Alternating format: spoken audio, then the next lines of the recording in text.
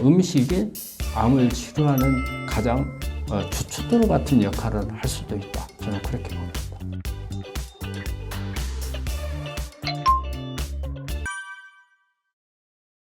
우리가 항암을 하고 있는 동안에 항상 제1번으로 주의해야 되는 것은 날 것을 먹어서는 안 된다는 겁니다. 익힌 음식을 먹어야 됩니다. 왜냐하면 우리가 항암을 하는 동안에 우리 백혈구 중에서 호중구가 항암제에 의해서 손상을 많이 받거든요. 그리 되면 호중구가 떨어져서 세균에 대한 방어력이 떨어져 버려요. 그래서 날 것으로 먹었을 경우에 묻어 들어오는 세균을 제거를 못하는 수가 있어요. 예를 들면 감염을 일으켜서 오히려 항암을 하다가 위험해질 수도 있는 상황이 올 수가 있기 때문에 무조건 익힌 것을 먹어야 된다. 그리고 거친 음식을 좀 피해야 됩니다.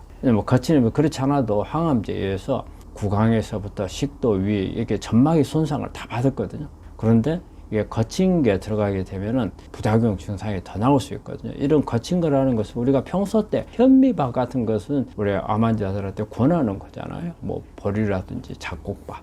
그런데 이런 부분들이 항암을 하고 있는 동안에는 오히려 점막 손상을 줄 수 있기 때문에 피하는 게 좋고, 또 우리가 식이섬유가 많은 음식을 먹으라는데 이럴 때는 식이섬유 당연히 먹어야죠. 그렇지만 아주 부드러운 게 아니고 좀 거친 거, 이런 부분들은 피하시는 게 좋고, 자극성 있는 음식, 짜고 맵고 하는 거, 이런 부분도 좀 피하시는 게 좋고, 그리고 특히 또 기름기 있는 이런 음식들을 조심해야 됩니다. 되게 기름기 있는 것은 소화가 더 안 되고 속이 더부르게 해주고 위장장애뿐이 아니고 어떤 장애, 설사까지도 유발할 수 있는 이런 부분들에 문제가 있을 수 있고, 그래서 이제 그런 부분들 피하고, 보통 이제 먹는 방법은 우리가 밥을 이렇게 먹을 수 있으면 먹지만 밥을 제대로 먹지 못하는 분들이 많거든요. 이럴 때는 죽 같은 것도 괜찮고요. 우리가 이제 뭐 야채죽이라든지 뭐 전복죽이라든지 뭐 흑임자라든지 여러 가지 좀 환자가 선호할 만한 그런 죽을 좀 만들어서 주는 게 좋고, 그런데 이런 부분들도 힘든 사람이 있어요. 특히 이제 미각 손상도 오고 막 오심, 구토 막 이런 증상들이 나오는 경우에는 미음 같은 거라든지 우리 환자들을 보는 경험으로 보면은 누룽지를 우리 환자분들이 참 잘 먹더라고요. 이렇게 항암에서 어떤 오심이나 구토가 많이 나오는 환자들도 미음보다 오히려 누룽지를 상당히 소화도 잘하고 잘 드시는 것 같아요. 그런 부분도 한번 드셔보는 것도 괜찮고, 그래서 거칠고 먹기 힘든 것보다는 조금 더 항상 부드럽고 익히고 이런 부분들이 오히려 나은 것 같습니다. 항산화 식품이 우리 암 환자한테 좋은 거는, 우리 사실 암세포는 많은 산화물을 만들죠. 암세포 자체가 산화물을 많이 만들고, 우리가 항암을 하면은, 방사선을 하면은 산화물이 몽땅 많이 나오죠. 암 환자들이 또 산화물이 많은 이유 중에 하나가 이 스트레스를 많이 받아요. 스트레스가 다른 어떤 것보다도 산화물을 많이 만들어내거든요. 그렇기 때문에 가능한 한 이런 부분들을 제거하기 위해서는 항산화제를 써야 되죠. 그래서 항산화제는 우리가 이제 그 안에서 산화물을 제거하는 역할도 하지만은 또 이게 암을 억제하는 힘을 가지고 있고, 또 유전자 변이를 조절해주는 이런 기능도 가지고 있기 때문에, 그래서 항산화제가 우리 암 치료하는 데는 아주 중요하죠. 대개 항산화물은 제일 많은 것은요, 일단은 식물성으로 봐야 돼요. 식물성에. 그래서 우리 뭐 비타민 C라든지, 그 다음에 비타민 A라든지, 그 다음에 비타민 B, 그 다음에 비타민 E, 이런 부분들이 이제 강력한 이제 항산화제 역할을 하고, 또 그 위에 보면은 뭐 글루타치온이라든지, 그리고 또 알파리보기산, 이런 부분들이 많이 있는데, 이런 게 많이 들어있는 이제 식품들은 보면은 우리 귤 같은 데는 여러 가지 파이토케미칼도 많지만 비타민 C 같은 거 많이 들어있을 거고, 그 다음에 사과라든지 이런 과일들에는 대부분 다 그런 항산화제를 많이 가지고 있죠. 또 많이 알려진 뭐 강화, 커큐민이라든지, 그 다음에 녹차, EGCG 이런 성분 또 많이 이제 가지고 있고, 그리고 이제 마늘이라든지 여기에도 보면 알리신이라는 강력한 항산화 성분이 있고, 그리고 배추, 그 다음에 뭐 무, 부추, 이런 십자가과 식물들도 황이 많이 들어있어요. 그래서 설포라판이라는 성분이 많이 있거든요. 이런 성분들도 항산화제 역할을 하거든요. 그래서 우리가 이제 여러 가지 1단계, 2단계, 3단계 항산화 과정이 있지만, 이 1단계, 2단계를 대부분에 가지고 있는 항산화제들은 이런 식물성, 방금 이야기한 이런 부분들에 가지고 있는 게 많거든요. 그래서 일단 항산화제는 우리가 식물성, 특히 야채, 또 과일 속에 많이 들어있습니다. 우리가 이제 일반적으로 이제 탄수화물이잖아요. 탄수화물. 그런데 어쨌든 우리가 탄수화물이 많은 것은 쌀이나 밀가루, 이런 부분들에 많죠. 왜 우리가 탄수화물 할 때 쌀이나 밀가루를 가능한 한 피하도록 하느냐. 사실 현미나 귤이나 이런 데도 포도당은 다 들어있어요. 그런데 왜 현미는 괜찮고 쌀은 안 되느냐. 자, 이런 개념이 우리 환자들이 그런 거 종종 물어봐요. 아니 현미 속에 쌀 들어있지, 똑같이 쌀하고 들어있는 거 아니냐. 우리가 일반적으로 백미라는 게 어쨌든 현미를 갈아서 만든 것이 도정해서 만든 게 쌀인데, 이런 부분들을 하는데 여기에 차이점이 하나 있어요. 뭐냐면 이렇게 보리라든지 귤이라든지 현미 속에는 겉껍질이 있어요. 이 껍질 속에는 식이섬유가 많이 들어있고, 그리고 비타민이 많이 들어있고, 미네랄이 많이 들어있어요. 이런 부분들이 이 안에 있는 탄수화물을, 즉 포도당 들어있는 부분들을 태우는 영양소로 들어갈 수가 있어요. 근데 우리가 쌀이나 밀가루는 그 자체로 그냥 칼로리만 있지, 그리고 암 환자들은 이걸 먹었을 때 오히려 암에 에너지를 만드는 재료로 써버리잖아요. 근데 이렇게 껍질이 있는 경우는 우리가 태우는 영양소, 즉 미토콘드리아에서 이 에너지를 만드는 데 이용할 수 있도록 도와주는 역할을 하거든요. 그런데 단순히 밀가루나 쌀 속에 있는 포도당은 우리가 암세포가 이용하는 에너지, 즉 세포질에서 쓰는 에너지로 주로 많이 쓰이게 돼요. 그런데 이런 현미나 이런 데 껍질에 있는 이런 다양한 영양소들은 미토콘드리아를 이용하도록 유도를 해주고, 그리고 또 하나, 우리가 이렇게 쌀밥이나 밀가루 음식을 먹게 되면 흡수 속도가 엄청 빨라요. 빨리 혈당이 올라가거든요. 혈당이 빨리 올라가게 되면 그만큼 어때요? 암세포가 이용할 수 있는 가능성이 많죠. 그래서 현미나 이런 부분들은 이 껍질이 우리가 씹어서 먹고 다 이렇게 분해가 안 되고 껍질하고 붙어 있는 부분들이 많아요. 그래서 흡수율이 떨어져요. 그 말은 뭐냐면 천천히 몸 안에 들어온다는 뜻이에요. 급속하게 들어오질 않아요. 그리고 급속하게 들어왔을 때는 인슐린이 그 따라서 들어와야 되거든요. 이 포도당을 우리 세포 안에 넣기 위해서는 인슐린이 따라서 들어와야 돼요. 그러면 결과적으로 인슐린이 높아져요. 그런데 포도당이 빨리 올라왔다가 내려가 버리거든요. 그러면 포도당은 떨어지는데 혈당은 떨어지는 거예요. 그런데 인슐린만 남죠. 이래 되면 인슐린이 높아져서 이 인슐린은 암을 키우는 역할을 할 수가 있어요. 그래서 가능한 한 우리가 포도당은 혈중 농도가 높지 않는 게 중요해요.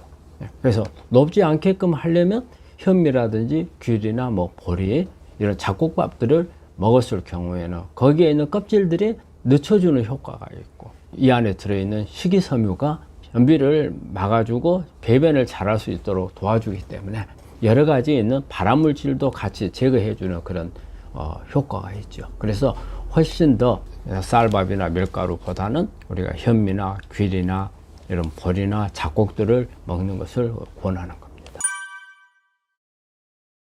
우리 식물성 오메가3가 가장 많이 들어있는 식품은 우리가 이제 우리 일상에서 이렇게 우리 한국 사람들이 보는 입장에서는 들깨가 제일 많죠.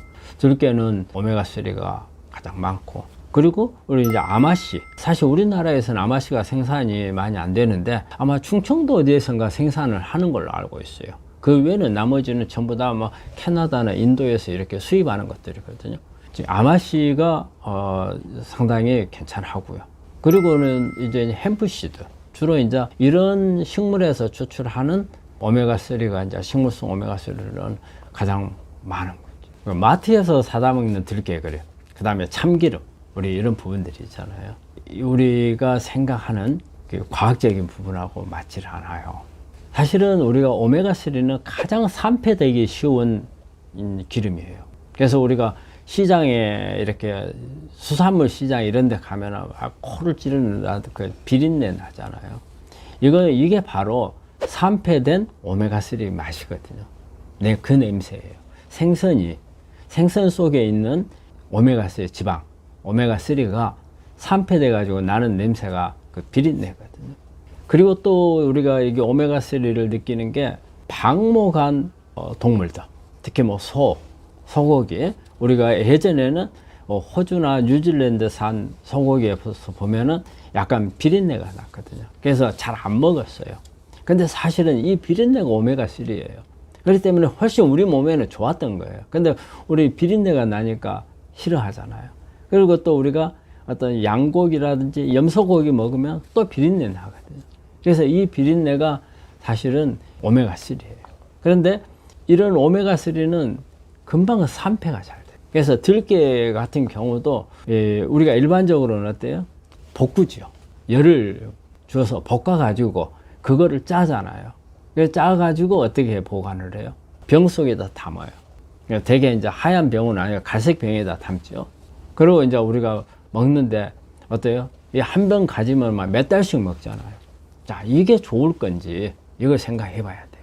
근데 일단은 오메가3는 제가 서두에서 말했지만 산패가 잘 돼요. 오메가3가 산패가 되면은요, 이건 트랜스 지방으로 넘어가는 거예요. 그래서 오히려 다른 포화지방산 기름보다 더 나빠요. 발암물질로 가버리는 거거든요. 그렇기 때문에 오메가3는 가장 주의해야 부분이 산패가 안 돼야 돼요.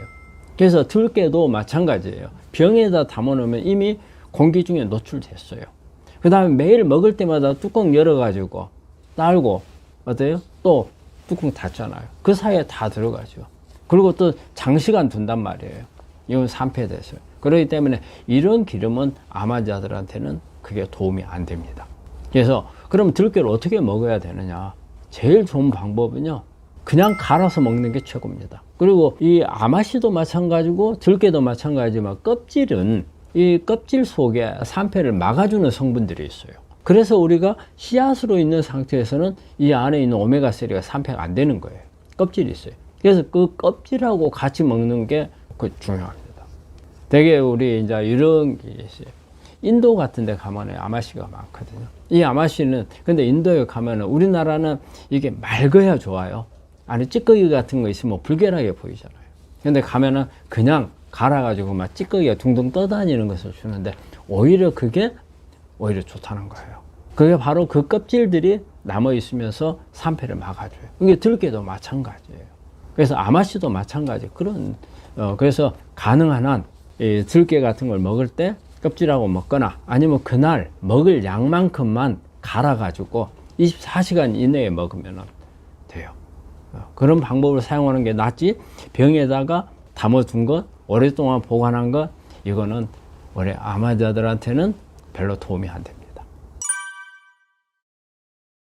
우리 셀레늄하고 암하고 관계에서는 이 셀레늄은 이게 면역하고도 관련이 있고요. 그리고 항암 작용하고도 관련이 있어요. 그것도 하나의 또 아주 좋은 미네랄로서 작용도 하고. 그럼 한번 이 부분들 한번 살펴보면은 일단 되게 이제 면역을 먼저 한번 볼게요. 우리 면역 세포들이 제대로 힘을 발휘하려면은 우리가 에너지가 있어야 돼요. 그 에너지를 공급을 신호를 주는 게 바로 이제 갑상선에서 신호를 줘요. 갑상선에서 갑상선 호르몬이 미토콘드리아에다가 에너지를 만들려는 신호를 보내주는 그런 호르몬이거든요. 근데 갑상선 기능에 T3가 있고 T4가 있어요. 그래서 우리가 T3가 실제적으로 호르몬으로서 작용을 해요.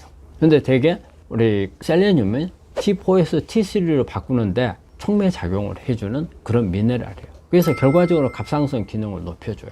그리고 우리 한국 사람들 이렇게 모발 검사를 해보면 수은 농도가 높은 사람들이 많거든요. 그 수은 농도가 이게 높게 되면 이 수은이 갑상선 기능을 떨칩니다.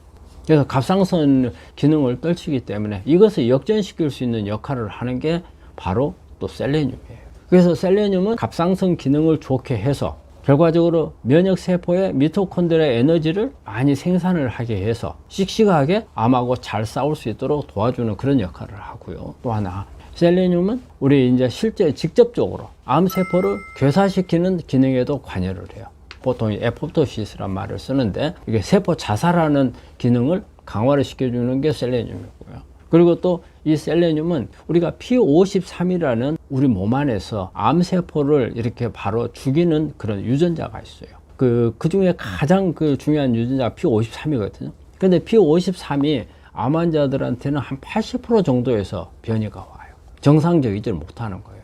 네, 이런 경우에 이걸 조절해 줄 수 있는 게 셀레늄이에요. 그래서 셀레늄은 그런 기능도 같이 가지고 있고, 그리고 미네랄로서도 항산화 작용도 가지고 있는 게 우리 셀레늄이거든요. 또 셀레늄은 직접적으로 스스로 항산화 작용도 있겠지만 글루타치온, 아마 여러분들 글루타치온 많이 들어보셨을 거예요. 이 글루타치온을 우리가 이 산화형을 환원형으로 바꿔주는데도 셀레늄이 또 들어갑니다. 그래서 셀레늄은 저는 우리 환자들한테 설명할 때 가끔 이 말을 드려요.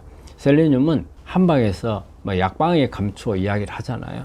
그렇듯이 암에 있어서는 약방의 감초 역할을 하는 게 셀레늄이다. 그래서 셀레늄 보충을 적극적으로 해야 된다. 셀레늄 많은 음식도 먹어야 되고, 셀레늄은 음식만 가지고 다 보충하기 어려울 수가 있거든요. 그럴 때는 이제 보조제를 사용하기도 하고 약제를 사용하기도 하는데, 저는 셀레늄은 보조제보다는 약제를 쓰라고 해요. 왜냐하면 셀레늄은 몸 안에 들어올 때 단독으로 들어와야 됩니다. 단백질하고 결합이 되어 있는 셀레늄은 우리 몸 안에 잘 들어오지를 못해요. 근데 되게 우리 자연에 있는 셀레늄은 전부 단백질하고 결합이 되어 있어요.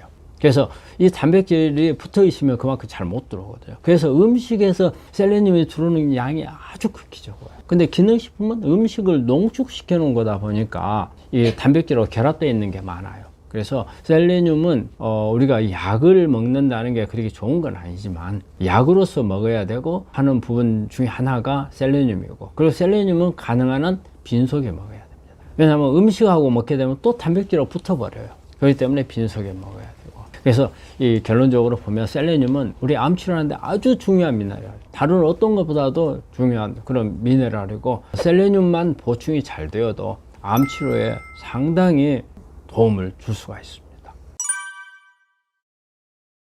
아연은 우리가 면역 미네랄이라는 이런 용어를 쓰거든요. 면역 미네랄. 특히 이제 또 성장에도 관여를 하고, 그 다음에 우리 미각에도 관여를 하고. 그런데 우리 암 환자들한테 직접적으로는 어떻게 보면 면역하고 관련된 게 더 클 것 같아요. 우리가 그 면역 세포들이 면역 작용을 하기 위해서는 뭔가가 무기를 가지고 있어야 돼요. 그게 이제 면역 세포들이 가지고 있는 이런 효소들이 있어요. 이 효소들이 그냥 면역 세포 안에서는 그냥 비활성이에요. 기능을 못 해요. 비활성인 면역 세포들을 활성형으로 바꿔주려면, 이 효소들을 활성형으로 바꾸려면 대부분 다 아연이 있어야 돼요. 아연이 촉매로 들어가야 돼요. 그래서 아연이 촉매로 관여하는 효소가 한 300가지 정도의 효소에 관여를 하는 걸로 되어 있어요. 결과적으로 아연이 없으면 우리 면역 세포들은 기능을 잘 못한다는 그런 뜻이 되는 거예요. 실제 우리가 모발 검사 같은 걸 이렇게 해보면 아연 부족한 사람들이 거의 대부분이에요. 그래서 어떻게 해서든지 아연 보충을 잘 해야 우리가 면역이 좋아지는 그런 역할을 하죠. 그리고 또 아연이 또 하나 중요한 건요, 미각하고 관여를 많이 해요. 우리가 항암을 하거나 그러면은 이게 미각이 많이 없어져요. 그리고 감각이 없어지기도 하고 미각 이상이 와요. 아주 짠 것을 먹은데도 잘 못 느낀다든지, 또 아주 달콤한 이런 맛이 나는 것도 막 쓴맛으로 느낀다든지, 이럴 때 되게 이제 미네랄 문제가 생기는데, 이때 가장 중요한 미네랄이 아연이거든요. 그래서 아연을 이렇게 이제 미각 장애가 온 분들한테는 저는 이제 아연을 이제 많이 권하죠. 그러면 이제 어떤 경우가 아연이 부족하다고 이렇게 생각할 수 있는가? 정확한 방법은 혀에다가 아연을 한번 떨쳐보거든요. 그러면 되게 아연은 정상적인 사람은요 엄청 넓어요. 그래가지고 아연을 이렇게 혀에다가 젊은 사람들한테 우리가 장난치느라고 떨쳐줘 봐요. 그러면 너무 넓어가지고 막 택택 뱉어요. 그 짜증을 확 내요. 이런 것을 준다고 할 정도로 넓어요. 그런데 미각이 약해지거나 상실이 된 분들은 이걸 떨쳐주면 이게 무슨 맛이야? 맛이 없네? 이게 밀가루 맛? 아니면 금속 맛? 이 정도로밖에 못 느껴요. 그러면 이런 부분들은 벌써 이미 미네랄 아연이 부족하다는 뜻이거든요.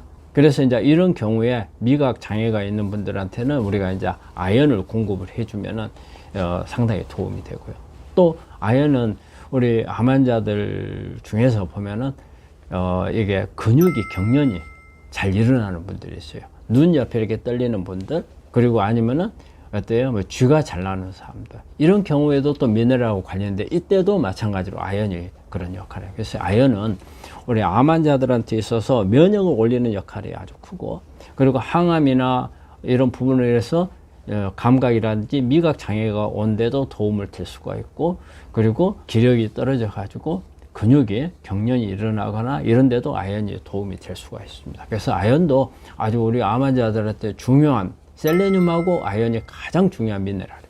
제일 많은 것은 우리가 일반적으로 굴에 많이 있다고 그러죠. 굴에 많이 들어있고, 그리고 또 이제 아연이 많이 들어있는 게 되게 이제 육류 속에 많이 들어있어요. 달걀에도 많이 들어있고, 그리고 이제 견과류 속에도 좀 많이 들어있죠. 근데 제일 무난한 것은 저는 굴을 좀 많이 먹는 게 좋겠다고 생각을 해요. 뭐 아연은 미네랄이니까 뭐 익혀 먹으나 생으로 먹으나 큰 차이가 없겠죠. 우리 암환자, 이제 저희 병원에서는 이제 간식을 이제 고구마를 참 많이 주거든요. 고구마. 그리고 가끔 이제 뭐 달걀도 주는 경우가 있고, 그리고는 이제 뭐 사과라든지. 그래서 저는 좋은 거는 사과, 과일 종류가 좋을 것 같아요. 근데 달지 않는 과일 간식으로서 주는 게, 그거는 여기 많이 있죠. 토마토라든지. 그 다음에 뭐 비트, 키위. 근데 바나나 같은 경우는 저희가 간식으로 쓰긴 쓰는데, 바나나는 당지수가 의외로 높아요. 당지수가 높기 때문에 바나나는 칼륨이 많아서 사실은 우리 암 환자들이 산성화가 많이 돼 있어요. 산성화를 막는데 바나나 속에 있는 칼륨이 상당히 도움이 되거든요. 바나나 속에 들어있는 칼륨은 알칼리 그런 미네랄이기 때문에 암세포 주변에 산성화를 막는데 중요한 칼륨원이 되거든요. 그런데 당지수가 높아요. 그래서 바나나는 조금 고려를 해봐야 될 부분인 것 같고, 또 우리 환자분들이 간식으로 사과를 많이 좋아하거든요. 근데 사과는 저는 그래요. 저는 우리 환자한테 4분의 1쪽을 먹으라고 그래요. 근데 또 어떤 선생님들은 뭐 2분의 1쪽을 권하기도 하는데, 하나를 통째로 먹으라고 하는 선생님들은 별로 그렇게 많지 않을 거예요. 근데 우리 환자분들 입장에서는 또 안 그래요. 하나를 통째로 먹고 싶어요. 어떤 분들은 뭐 하나가 아니고 아침에 하나, 저녁에 하나. 근데 그거는 바람직하고, 어쨌든 이 과일 속에, 단 과일 속에 들어있는 단맛은 이게 과당이거든요. 과당은 암세포가 에너지 대사에 이용을 합니다. 이건 포도당을 하는 과정에 들어가기 때문에 암세포가 이용할 수 있는 거거든요. 단 부분은 가능한 한 많이 먹어서는 안 되고, 그래서 우리가 간식으로 먹을 때는 달지 않는 과일, 아니면 고구마 속에는 이런 식이섬유가 많이 있어요. 그리고 이뉼린이 많이 들어있어요. 근데 감자 같은 경우는 간식으로 먹기에는 조금 그래요. 왜냐하면 감자는 정말 칼로리밖에 없어요. 전분밖에 없어요. 그래서 크게 그렇게 도움은 되지를 않는 것 같아요. 일단 항암을 하는 동안에는 음식을 잘 못 먹잖아요. 그 이제 몇 가지 이렇게 오심구토도 나오고, 그 다음에 이제 위 점막 손상 받으니까 뭐 위장 증상도 있고, 뭐 설사, 변비. 그래서 사람이 그것도 한 번 하는 게 아니잖아요. 여러 차례 하다 보면 뭐 반쯤 녹초가 되거든요. 자, 이제 그러고 나서 이제 회복을 해야 되잖아요. 회복을 하려면 체중도 많이 빠졌을 거고, 회복을 하려면 일단은 영양가가 많은 부분들을 먹어야죠. 그럼 여기서 이제 우리가 제일 먼저 말하는 게 이제 단백질을 가지고 이야기를 하죠. 그리고 환자들이 우리가 이제 다 제일 먼저 생각하는 게 잘 먹어야 된다. 근데 우리 환자들이 잘 먹어야 된다는 개념을 두 가지로 봐요. 하나는 고단백질을 먹어야 된다. 하나는 많이 먹어야 된다. 이걸 생각하거든요. 근데 우리 이게 항암을 해서 암세포가 우리 몸 안에 다 없어져 버렸다면 뭘 먹어도 괜찮아요. 뭘 먹더라도 상관이 없는데, 정말 많이 먹고 고단백질을 먹고 하는 게 좋겠죠. 그렇지만 우리 암 환자분들은 항암이 끝난다고 해서 모든 게 끝난 게 아니거든요. 암세포는 남아있을 가능성이 많거든요. 그래서 암세포한테 도움이 안 되고 내 정상세포에만 도움이 될 수 있도록 하는 게 중요하단 말이에요. 그러면은, 자, 고단백은 맞아요. 그런데 고단백을 먹는다고 해서 우리가 막 마음대로 육류 같은 것을 많이 먹고, 그 다음에 막 양도 많이 먹고, 이런 부분들이 도움이 될 건가? 그건 아니거든요. 그러니까 적정한 양, 단백질은 하루에 필요한 양만큼만 먹는 게 좋아요. 많이 먹는다고 해서 도움이 안 된다. 단백질의 가장 큰 단점은요, 우리 몸이 저장을 못해요. 저장을 못하기 때문에 많이 먹어야 소용이 없고, 또 항암을 하고 나잖아요. 항암을 하고 나면 소화력도 떨어져 있어요.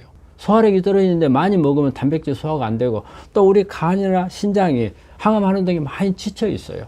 여기다가 고단백을 많이 주면 이 저장을 않고 나머지 내보내야 될 부분은 간하고 신장에서, 간에서 대사가 돼가지고 신장을 통해서 배출을 하거든요. 오히려 더 부담을 줄 수가 있어요. 그래서 단백질 문제에 있어서는 일단은 식물성 단백질을 가능해 사용하는 게 좋겠고, 그리고 너무 과량 먹는 것은 잘 먹는 게 아니라는 것을 말씀을 드리고, 그래서 이제 단백질 문제가 그렇고요. 그리고 이제 또 하나는 항산화제. 항암을 끝나고 나면은 우리 몸이 산화물로 가득 차요. 그러면 이거를 갖다가 이제 항산화 작용을 통해서 많이 해줘야 하잖아요. 그러려면 우리가 야채라든지 채식을 많이 해야죠. 근데 항암을 하고 있는 동안에 내 몸이 장이 엉망이 돼 있잖아요.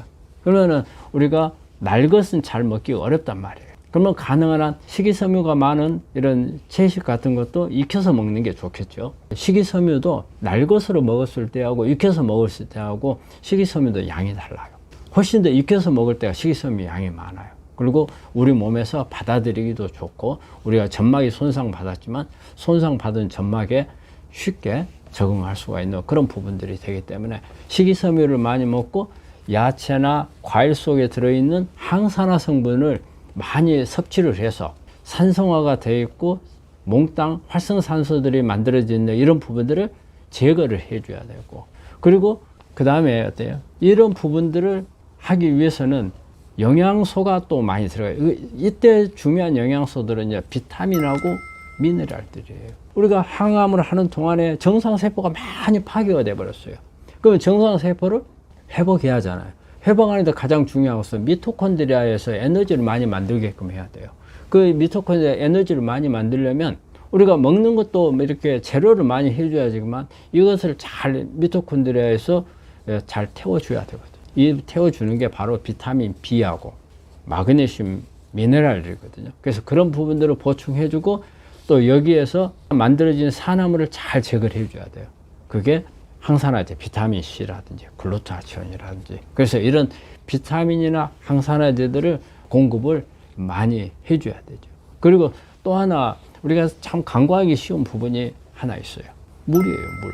물을 잘 마셔야 됩니다. 그냥 우리는 그냥 영양소 있는 것만 잘 먹으면 된다 이 생각하잖아요. 그런데 물을 어떻게 먹느냐에 따라서 상당히 내가 먹는 것을 효과를 극대화를 할 수가 있고, 또 어때요? 암하고 계속 싸워야 되기 때문에 내 몸을 산성화를 만들지 않아야 되는 부분들이 있거든요. 그래서 그런 물을 잘 먹어야 돼요. 그래서 물을 잘 먹어서 세포 안에 물이 충분하게 만들어야 돼요. 항암하고 있는 동안에 정상세포가 많이 파괴가 되니까 탈수도 심해져요. 세포 탈수가. 그래서 세포 탈수를 개선을 시켜줘야 돼요. 그래서 이런 부분들을 잘 고려를 하시는 게 우리가 항암이나 끝나고 나서 회복 단계에 들어갔을 때 해야 될 부분들이에요. 이제 우리 암 환자한테 적합한 식단은 대개 이제 암을 키울 수 있는 식단이냐, 아니면은 암을 키우지 않는 식단이냐, 이런 부분에서 볼 때는 육류 계통은 암을 키울 수 있는 성분들을 많이 가지고 있죠. 특히 이제 육류 안에는 성장 호르몬이라든지 철분이라든지 그리고 어떤 세포에 도움을 되지 않는 포화지방산들이 이제 많이 있고, 또 항생제라든지 이런 부분들이 들어갈 수 있는 이런 부분이 있어서 그런 부분들은 좋은 부분이 아니겠고, 그래서 채식 같은 경우에는 어때요? 이 채식은 대개 보면은 이 채식들이 가지고 있는 파이토케미칼들이 암을 억제해주는 그런 기능들을 가지고 있거든요. 그래서 가능한 한 채식을 하는 게 좋을 것 같고요. 또 그 다음에 이제 면역학적인 이런 부분에서 보더라도 면역학적인 면에서도 같은 개념이에요. 육류라든지 이런 부분들을 사실 우리 몸의 면역을 높일 수 있는 기능이 별로 없어요. 대개 면역은 어떤 채식에는 파이토케미칼들이 면역을 높이는 작용을 하고 또 항산화 작용도 같이 가지고 있거든요. 그리고 또 우리 다당체들이 있는 게 있어요. 다당체들이 우리 면역을 끌어올리거든요. 다당체가 많은 것은 버섯이라든지 아니면 겨우살이라든지 해조류 중에 보면은 뭐 미역이나 김, 다시마에 있는 뭐 후코이단이라든지 뭐 이런 부분들이 면역을 높여주는 이런 부분들이 있겠죠. 그래서 면역적인 부분. 그 다음에 또 하나 보면 항산화 물질도 보면 동물성에는 우리 동물성 식품에는 항산화 물질이 없고 오히려 항산화 물질보다는 활성산소를 많이 만들어낼 수 있는 그런 성분들이 오히려 많죠. 그런데 항산화는 우리가 비타민 C라든지 여러 가지 모든 항산화 물질들은 거의 대부분 채식에 있어요. 그래서 가능한 한 채식을 하는 게 우리 암 치료하는 분들은 이제 좋겠다. 근데 이제 우리 환자분들이 이게 채식만 먹으면 뭔가가 부족하다. 그리고 기력도 별로 없고 먹고 나도 제대로 먹었다는 이런 기분이 안 나는 이런 부분들이 있죠. 어떤 그 육류 쪽을 그러면 동물성을 조금이라도 먹고 싶은 생각이 들잖아요. 이런 경우에는 저는 이제 육류, 사육하는 이런 것보다는 되게 생선 종류에서 동물성 영양소를 얻는 게 좋지 않겠나. 그러면 이제 생선류를 이제 볼 수가 있는데, 생선류는 되게 사이즈를 가지고 생산을 하고 수명을 가지고 이렇게 생각을 해봐야 돼요. 사이즈는 보통 30cm 이하의 생선을 가지고 했을 경우에는 어떤 수은과 같은 거 중금속이 별로 없고, 또 되게 푸른 생선, 고등어나 꽁치, 여기에는 오메가3 같은 걸 같이 가지고 있고, 또 비타민 D도 있거든요. 그래서 이제 그런 생선류를 조금 이용을 하시면, 그리고 달걀 같은 경우는 우리가 완전식품이라 하잖아요. 그러면서 달걀은 또 동물성 이런 단백질을 좀 얻을 수 있는 그 식음원이 되는 거거든요. 그래서 이런 부분들을 가지고 하면 우리 암 환자들이 충분한 영양도 섭취를 하면서 암 치료에도 도움이 될 수 있는 그런 부분이 아닐까, 저는 그런 기준으로 생각을 합니다. 근데 이제 우리 식단이라는 게 워낙 다양하기 때문에 이제 어떤 부분들을 이렇게 하기는 참 어려운데, 사실 우리가 하나의 식단을 가지고 할 때 밥 같은 경우는 우리 이제 현미라든지 아니면 잡곡밥이라든지, 그리고 요즘에는 뭐 강황이나 이렇게 파이토케미칼이 있는 식품을 얹어 가지고 하는 이런 식단도 많이 있고요. 또 특히 이제 어떤 것만 특별히 콩을 좀 많이 넣는다든지, 아니면 어떤 식자재를 이렇게 해가지고 만드는 이제 밥이라든지. 근데 이제 우리 한국 식단 중에서 호불호가 갈리는 부분은요, 우리 한국 사람들 음식 문화가 습식성 문화라고 하거든요. 서양 사람들은 되게 건성, 근데 우리 습식성에는 꼭 그게 뭐가 들어가요? 국이 따라 들어가요. 근데 사실 암 입장에서 볼 때 국은 별로 그렇게 플러스가 되질 않아요. 왜냐하면 국을 같이 먹는데, 우리 한국 사람들은 밥 한 숟가락 먹고 국 한 숟가락 먹고 이렇게 하잖아요. 근데 국이 위산을 떨치는 효과를 나타내요. 왜냐하면 뭐 물이잖아요. 그래서 위를 희석을 시키는 거예요. 그래서 소화를 오히려 떨어뜨릴 수가 있거든요. 그래서 가능한 한 물은 국물 계통을 좀 적게 하고, 물은 따로 식사가 끝나고 섭취를 하는 게 좋겠고, 그리고 정말 이제 국을 꼭 먹어야 되는 경우라면은 우리가 주로 이제 채식, 식이섬유가 많은 부분들을 국에서 얻는 게 저는 좋다고 생각을 해요. 그래야 우리가 가열을 해서 우리가 끓이거나 하면은 우리 채식이나 이런 데 들어있는 식이섬유가 많이 어때요? 우리가 불용성이 수용성으로 바뀌거든요. 그래서 이제 그런 부분에서 식이섬유를 많이 얻으면 그거 자체로 해서 장 기능도 좋아지고 면역도 높일 수 있는 그런 국하고, 그리고 이제 반찬 같은 경우는 반찬은 다양한 여러 가지 양념 재료들을 많이 쓰는 것을 원해요. 단순하게 우리 그냥 간장이나 이런 것보다도 여러 가지 있죠. 우리가 양념으로 쓰는 것들 되게 많이 쓰는 게 어때요? 우리가 콩 계통으로 해서 뭐 된장이라든지, 그 다음에 고추장이라든지 이런 부분들도 보면 콩 속에 들어있는 제니스테인이나, 그 다음에 고추 속에 들어있는 캡사이신, 그리고 또 생강, 그 다음에 마늘, 양파, 이런 부분들은 다 항암 작용을 가지고 있거든요. 그래서 이런 부분의 양념을 사실 우리 환자분들이 많이 먹는 게 좋아요. 그래서 반찬은 좀 다양하게. 그 다음에 이제 양을 가지고 한번 볼까요? 양을. 그래서 양은 어때요? 우리가 이제 밥을 먹을 때 내가 어느 정도 먹어야 되느냐 하는 이제 기준이 있어요. 기준이. 그런데 대개 우리가 밥을 먹을 때는 아무 생각 없이 배부를 때까지 먹는 게 일반적인 거예요. 가능한 한 밥은 소식이 좋거든요. 그러려면 나한테 가장 적당한 때가 언제냐? 배가 부를 때가 아니고 허기가 면할 때. 아, 이제 배는 안 고프네? 할 때, 그때까지가 가장 우리 몸에 적합한 칼로리고 양이라고 볼 수가 있거든요. 그래서 그런 부분들을 맞춰가는 게 좋겠고, 또 하나 우리 이제 아침, 점심, 저녁으로 이렇게 구분을 해서 보자면 되게 이제 아침은 요즘에 굶는 사람들이 많죠. 그래서 점심하고 저녁을 많이 먹는데 그건 가장 안 좋은 방법이거든요. 아침과 점심. 그 다음에 아침을 먹을 때는 우리가 아침에는 혈당이 가장 낮을 때거든요. 그런데 이때 지방을 먹으면은 우리 케톤식이, 요즘에 케톤식이요법이 상당히 유행을 했잖아요. 케톤식 효과를 한 끼 중에서 낼 수 있는 게 아침이에요. 혈당이 가장 떨어져 있을 때 지방을 먹게 되면 케톤 효과를 볼 수가 있거든요. 그래서 아침에는 좀 지방 쪽으로, 우리 근데 되게 아침에는 기름진 것을 잘 안 먹잖아요. 왜냐면 아침에 입맛도 없고 그런데 거기다가 막 기름진 것을, 그래서 우리 한국 식단에는 그런 부분이 빠지는데, 오히려 아침에는 올리브 오일이라든지 아니면 오메가3가 많은 이런 식품이라든지, 또 식이섬유도 우리 몸 안에 들어가면은 되게 단세 지방산으로 바뀌기 때문에 약간 지방을 먹는 효과를 낼 수가 있거든요. 그래서 그런 부분들, 가벼우면서도 약간의 지방이 좀 많은 그런 식단을 하는 게 오히려 건강에도 좋고 암 치료하는 데도 도움이 되거든요. 그리고 점심 때는 조금 양을 많이 먹는 게 좋고, 그 다음에 저녁에는 양으로 따져서는 가장 적게 먹어야 되는 게 이제 저녁이죠. 그래서 식단은 그런 식으로 맞추는 게 좋겠다 생각합니다. 칼슘이 제일 많은 거는 일단은 우리가 보통 시금치에 칼슘이 제일 많은 걸로. 되게 야채에는 칼슘이 많이 들어있어요.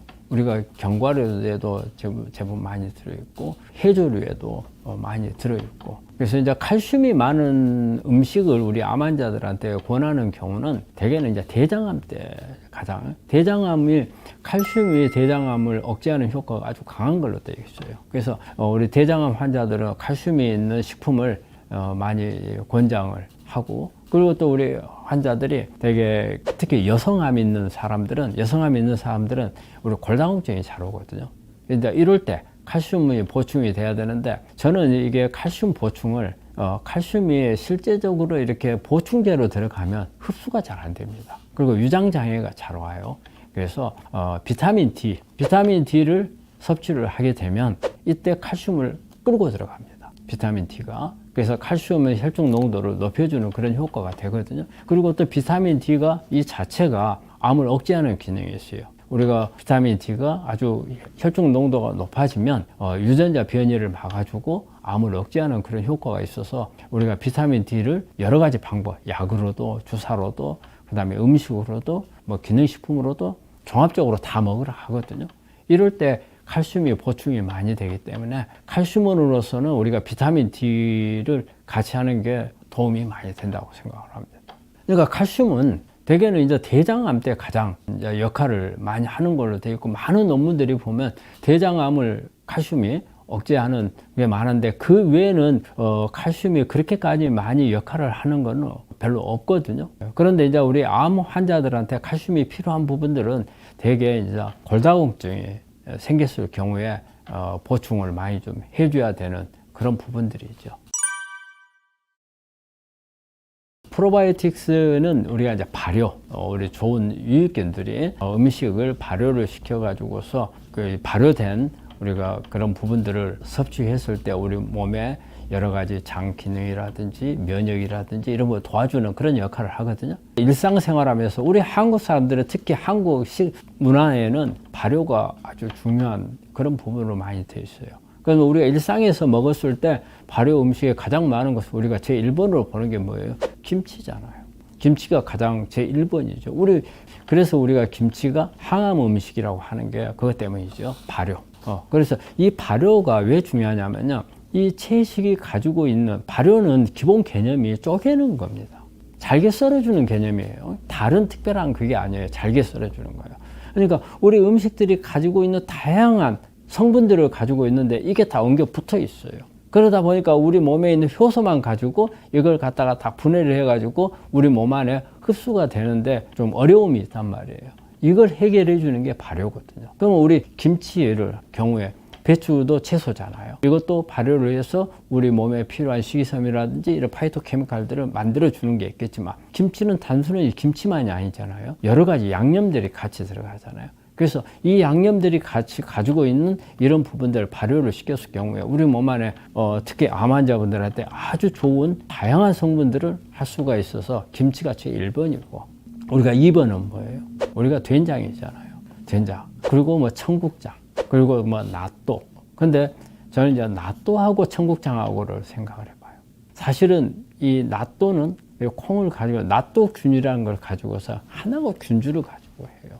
근데 우리 청국장에는 다양한 균주가 들어가 있잖아요. 그런데 그러면 낫또가 좋으냐 청국장이 좋으냐? 저는 청국장이 좋다고 봐요. 왜? 우리 미생물은요, 우리 몸 안에 있는 미생물들은 단일균이 좋은 게 아닙니다. 우리가 뭐 락토바실러스, 비피도 박테리아 뭐 이런 부분들을 하지만 단일균이 우리 몸 안에서 예전에는 이게 유산균으로 해서 락토바실러스, 비피도 이런 부분들이 오히려 이렇게 시중에서 많은 제품들이 나오고 거기에 대한 프로바이오틱스의 장점들을 설명을 했지만 지금은 어떤 개념이냐면 개념이 좀 바뀌었어요. 어떤 균주가 좋으냐 가지고 균주가 얼마만큼 많으냐 다양성 개념으로 많이 가 있거든요. 그래서 그런 면으로 따지면 낫또균은 단일균이에요. 청국장은 다양성한 수십 가지의 균이 같이 들어가 있어요. 이런 부분이 우리 면역에 우리 암 환자들한테 더 도움이 된다는 거죠. 그리고 그 콩도 그렇고 그 외에 여러 가지 우리 숙성시키는 이런 음식들 이런 부분들이 다 발효예요. 우리 기능식품에 뭐 홍삼이라든지 그다음에 마늘이라든지 이런 것도 다 발효식품으로 나와 있는 것들이 훨씬 더 효과가 좋고 그래서 음식이 우리 주변에 우리가 어느 정도 숙성시켜갖고 먹는 음식들은 거의 대부분 발효식이라고 할 수가 있거든요. 그래서 이 발효식을 잘 이용을 하면 우리 건강에 특히 암 환자분들 치료하는데 엄청난 그냥 일반적으로 쓰는 음식보다도 발효식으로 했을 경우에 더 도움은 훨씬 많이 됩니다.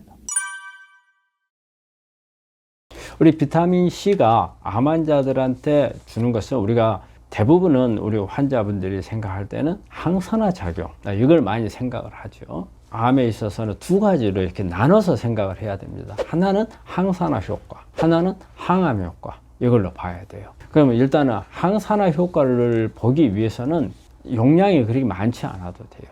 저용량. 우리가 일반적으로 우리 환자분들이 집에서 이렇게 기능식품으로 먹을 때 보면 3g짜리를 보통 하루에 9g까지 먹어요. 어떤 경우는 12g까지 먹으라 하는데 대개 12g을 먹으면 설사를 합니다. 그래서 설사를 하게 되면 용량을 줄여야 돼요. 그래서 9g 내지 6g 정도 선에서 이렇게 맞춰지거든요. 그래서 9g이나 6g 먹어서 설사를 안 하면 나한테 적정량이 된다고 볼 수가 있어요. 그래서 이제 이런 경우에는 우리가 항산화 효과를 보기 위한 거고 이제 항암 효과를 보기 위한 경우는 용량이 좀 다릅니다. 용량이 고용량으로 올라가는 거죠. 이 고용량으로 하는 이유는요, 우리가 그 혈중 농도가 400을 넘었을 경우에는 우리 세포 안에, 암세포 안에 비타민 C가 들어갔을 때, 우리 이 비타민 C가 과산화수소를 만들거든요.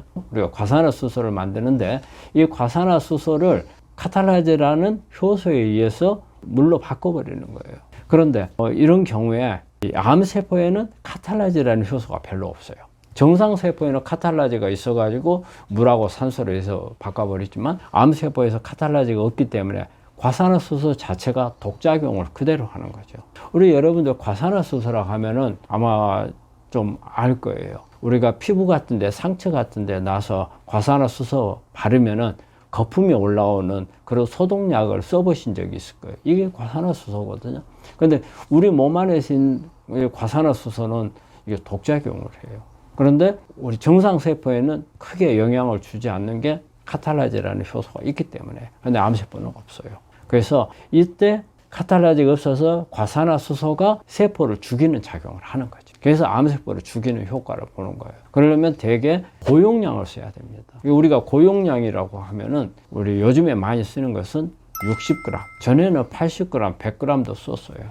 근데 최근에는 60g을 많이 쓰고 있고, 그리고 아마 이제 너무 고용량으로 가는데 불안해하는 부분에는 대개 이제 비타민C를 많이 쓰면 결석이 생긴다. 이제 이런 부분 때문에 상당히 우려를 하는데 저희가 60g 정도에서는 크게 이것 때문에 결석까지 생기는 것을 실제적으로 보지는 못했고요. 그런데 이론상으로는 그렇게 될 수 있다는 겁니다. 근데 실제 상황에서는 크게 우려할 정도는 아닌 것 같아요. 그리고 우리가 비타민C를 고용량으로 쓸 때는 G6PDH라는 우리 혈액 검사를 해서 어떤 그런 유전병이 있는가 없는가 꼭 확인을 하고 G6PDH라는 효소가 많이 만들지 못하는 이런 경우에는 비타민C를 투여를 했을 경우에 이 적혈구가 파괴돼서 소변이 벌겋게 나올 수가 있거든요.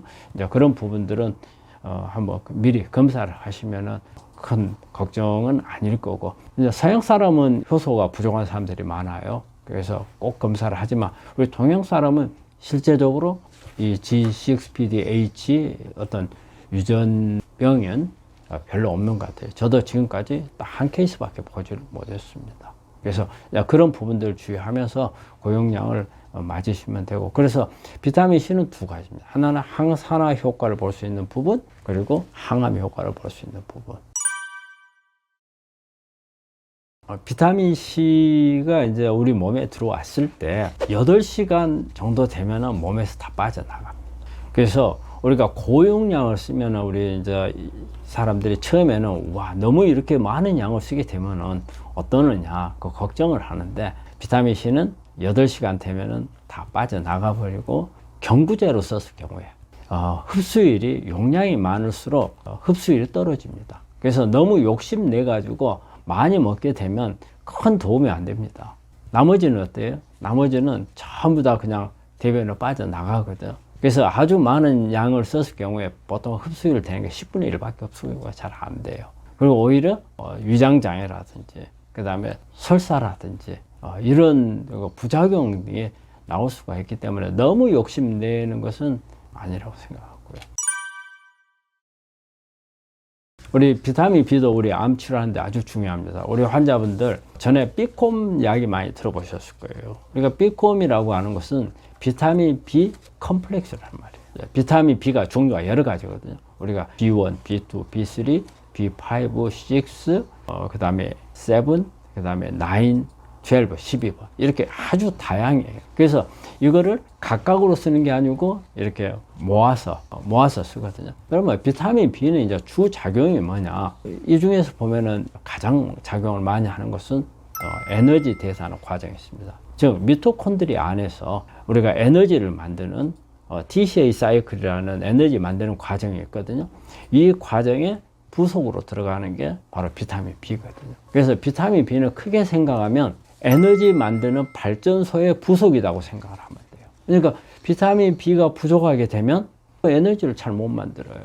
그런데 주의해야 될 점이 있어요. 비타민 B 제품을 선택을 할 때 비율을 잘 보셔야 됩니다. 방금 제가 말씀드렸잖아요. 부속이라고 했잖아요. 부속은 남아도 별 도움이 안 되고 부족하도 안 돼요. 적절히 맞춰야 됩니다. 우리가 부족하면은 에너지 어느 한 곳인가는 제대로 그게 시스템이 안 돌아가잖아요. 또 남으면은 한쪽에 남아가고 쌓아둬야 되잖아요. 이거 처리하는 것도 문제거든요. 그래서 B콤을 하실 때는 비율이 중요하기 때문에 그 비율을 맞춘 제품을 선택을 해야 되고요. 그리고 또 비타민 B는 그 외에도 또 기능을 하는 게 유전자하고 관련이 있어요. 그래서 비타민 B6, 그 다음에 B9, B12 이거는 메사이언 사이클이라 해가지고요. 우리 유전자의 스위치가 되는 메칠기를 공급해주는 시스템에 관여를 해요. 그래서 이 비타민 B군이 조화가 잘 안 됐을 때는 유전자에 문제가 생길 수가 있어요. 그래서 이거는 유전자의 손상을 오든가 아니면 유전자의 어떤 스위치를 켜고 끄는 가운데 오작동이 되면 이게 암으로 갈 수 있어요. 그래서 비타민 B는 에너지를 만드는 데 있어서 중요한 역할을 하고, 또 하나는 우리가 유전자에 어떤 변이가 오지 않도록 유전자를 안정을 시키고 정상적인 유전자가 발현이 될수록 되는 데 있어서 비타민 B가 또 중요한 역할을 합니다. 그래서 비타민 B는 아주 특히 암하고 관련해서는 아주 중요한 비타민이 되겠습니다. 면역을 높이기 위한 음식은 우리 이제 일반적으로 보면은 채식 중에 이제 그런 음식들이 많이 있죠. 제일 많이 우리가 면역을 높이는 음식으로 생각할 때는 마늘이 1번으로 생각을 해요. 마늘은 원래 이게 타임즈에서 선정한 항암 음식 제1번이었죠. 그래서 마늘이 아주 중요한 그런 부분이고, 그리고 버섯 종류가 면역을 높이는 효과가 많이 있거든요. 버섯도 여러 가지 있잖아요. 뭐 차가버섯, 상황버섯, 우리가 많이 알려져 있는 영지버섯, 이런 버섯 종류에서도 이렇게 차가버섯이나 영지버섯이나 상황버섯 이런 것만 이렇게 면역을 높인다고 생각하는데 그렇지는 않습니다. 우리가 일상적으로 자주 먹는 뭐 표고라든지 뭐 느타리 버섯이라든지 우리가 그 램 검사를 해보면 어떤 음식들이 면역을 높이는 거 알 수 있는데 여기에 보면은 표고버섯도 의외로 높고요. 느타리 버섯이라든지 우리가 일상에서 먹고 있는 버섯도 많은 효과를 올리는 걸로 되어 있기 때문에 그런 버섯 종류. 그리고 이제 해조류 이제 미역이라든지 다시마, 뭐 김, 여기에 보면 후코이단이라든지 그 면역을 높이는 이런 성분들이 많이 들어있고요. 그리고 이제 생강이라든지 우리 파이토케미칼들이 많이 들어있는, 그리고 이제 당근, 비타민 A가 많이 들어있죠. 그 다음에 토마토, 이런 음식들이 전부 면역을 높이는 음식들입니다. 근데 우리가 이제 암을 굶겨 죽여라 해가지고 많은 게 나오잖아요. 이제 한마디로 암이 굶겨 죽이기보다는 충분한 영양을 가져가지 못하게 막아서 암이 성장을 최대한 늦추도록 하고자 하는 그런 목적으로 하는 거죠. 암을 굶겨 죽이자는 이런 목적으로 극단적으로 하는 방법이 있었죠. 그 극단적인 방법이 두 가지예요. 하나는 단식, 아예 안 먹어버리는 거. 근데 아예 안 먹으면 어떻게 되겠어요? 암도 빨리 못 크겠죠. 그런데 암이 못 크는 것보다도 더 큰 피해는 누가 입어요? 암을 가지고 있는 자신이 입어요. 왜? 일단은 내가 내 영향을 못 하니까 어때요? 내 대사가 제대로 안 될 거 아니에요. 그래서 기력도 떨어지고. 그런데 또 하나는 면역세포도 영양분이 없잖아. 그럼 면역세포가 힘을 못 써요. 그런데 암세포는 우리 몸에 있는 영양가 외부에서 안 들어오면 우리 몸에 있는 지방이고 근육이고 다 빼다가 써버려요. 결과적으로는 어떻게 돼요? 내 몸을 손상을 주면서 암세포를 잡지 못하는 이런 상태로 갈 수가 있어서 단식은 저는 절대 권하지는 않아요. 그런데 예전에 이제 그런 목적으로 암세포를 죽이기 위해서는 단식보다는 해독하기 위한 단식을 우리 암 환자들이 많이 했거든요, 예전에. 근데 해독하기 위한 것은, 우리 해독이라는 것은 우리 몸 안에 있는 노폐물, 중금속 같은 것을 끄집어내서 이 면역을 높인다는 이런 개념이었는데, 그래서 이런 목적으로서 단식을 하는 경우는 일리는 있어요. 하지만 극단적인 아무것도 안 먹는 단식, 이런 부분들은 아니라는 거예요. 그랬을 경우에는 오히려 더 나빠질 수 있는 부분들이 있고, 우리가 명인 증상이라 하잖아요. 이런 부분들이 나중에 회복하는 데도 상당히 문제가 되고, 그래서 그런 극단적으로 하는 게 단식이고, 단식은 권하지 않는 거고, 또 하나 극단적으로 가는 게 저탄고지 많이 요즘에 나오잖아요. 저탄고지가 원래는 극단적인 방법이에요. 저탄고지의 가장 큰 기준이 뭐냐면 탄수화물을 아예 끊어야 되는 거예요. 지방만 거의 대부분을 먹게끔 하는 거거든요. 그래서 탄수화물을 아예 끊지를 않으면은 저탄고지 효과가 잘 안 난다는 거예요. 한마디로 엔진을 바꿔버리는 거예요.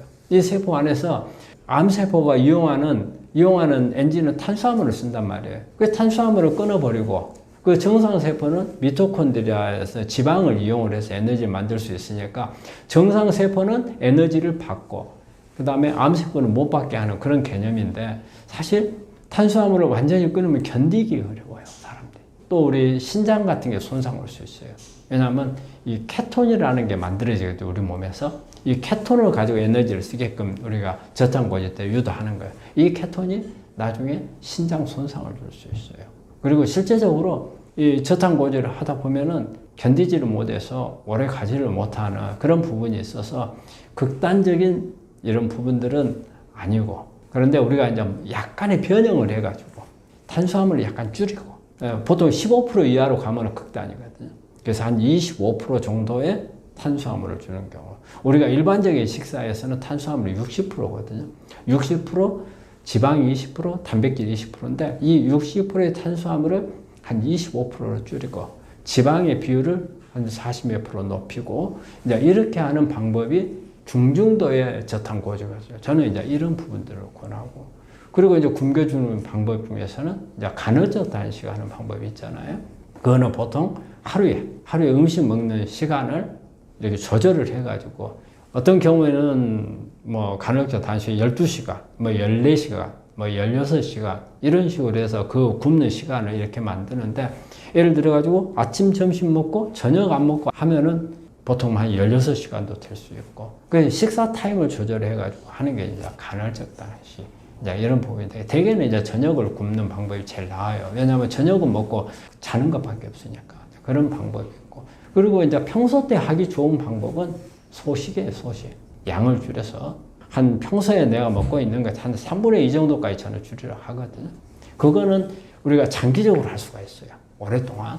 근데 이제 이런 다른 방법들은 장기적으로 하려 어렵잖아요. 근데 이거는 이제 장기적으로, 그리고 어떤 내 어느 정도 생활 패턴에 맞아지면 절대 그래 배고프지 않고 계속 유지해서 건강 유지하는데, 암뿐이 아니고 이런 다른 만성 질환들, 대사성 질환들까지도 예방할 수 있는 그런 부분이 있고, 또 이런 유사한 그런 작용을 나타내는 게 이제 거꾸로 식단이라는 게 있잖아요. 야채라든지 이런 것을 먼저 먹어서 배를 채워버리고 나면 그 다음에 밥이 안 들어가는 거예요. 그래서 결과적으로 탄수화물을 줄이는 방법, 그것도 이제 단식이 중요해요. 그런 방법들이 있죠.